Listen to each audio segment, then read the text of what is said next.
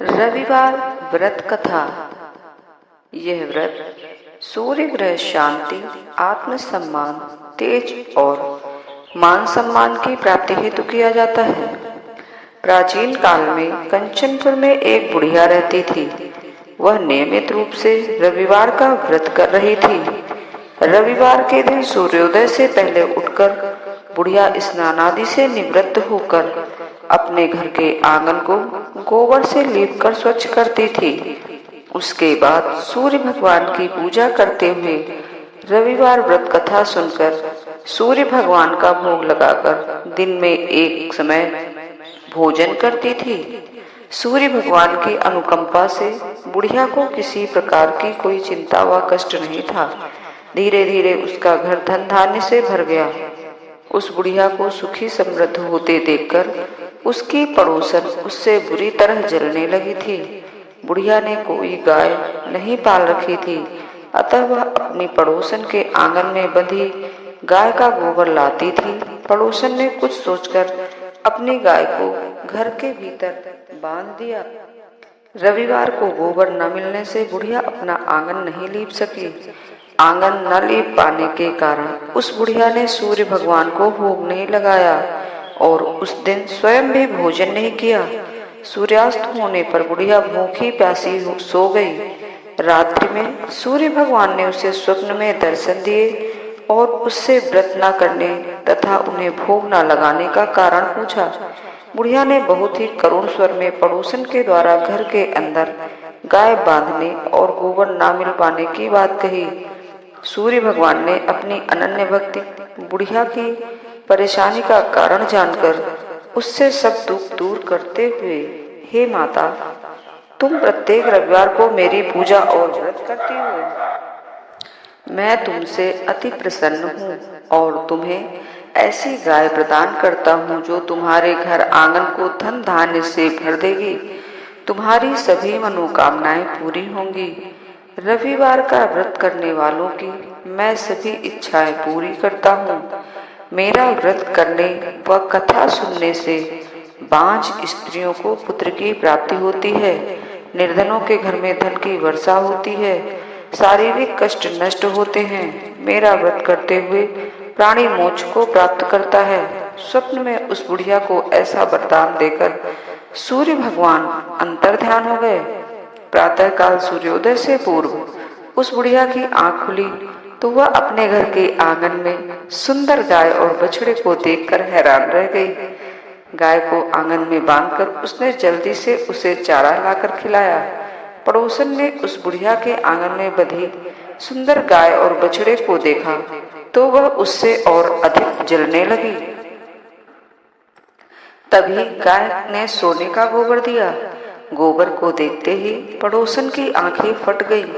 पड़ोसन ने उस बुढ़िया को आसपास न पाकर तुरंत उस गोबर को उठाया और अपने घर ले गई तथा अपनी गाय का गोबर वहां रख आई। सोने के गोबर से पड़ोसन कुछ ही दिनों में धनवान हो गई। गाय प्रतिदिन सूर्योदय से पूर्व सोने का गोबर दिया करती थी और बुढ़िया के उठने से पहले ही पड़ोसन उस गोबर को उठाकर ले आती थी। बहुत दिनों तक बुढ़िया को सोने के गोबर के बारे में कुछ नहीं पता चला।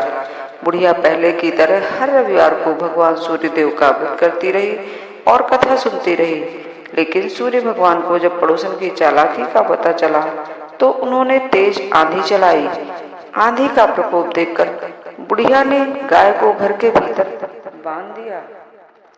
सुबह उठकर बुढ़िया ने सोने का गोबर देखा तो उसे बहुत आश्चर्य हुआ। उस दिन के बाद बुढ़िया गाय को घर के भीतर बांधने लगी। सोने के गोबर से बुढ़िया कुछ ही दिन में बहुत धनी हो गई। उस बुढ़िया ने धनी होने से पड़ोसन बुरी तरह जलकर राख हो गई। उसने अपने पति को समझा बुझाकर उस नगर के राजा के पास भेज दिया। राजा को जब बुढ़िया के पास सोने के गोबर देने वाली गाय के बारे में पता चला तो उसने अपने सैनिक भेजकर बुढ़िया की गाय लाने का आदेश दिया। सैनिक उस बुढ़िया के घर पहुंचे।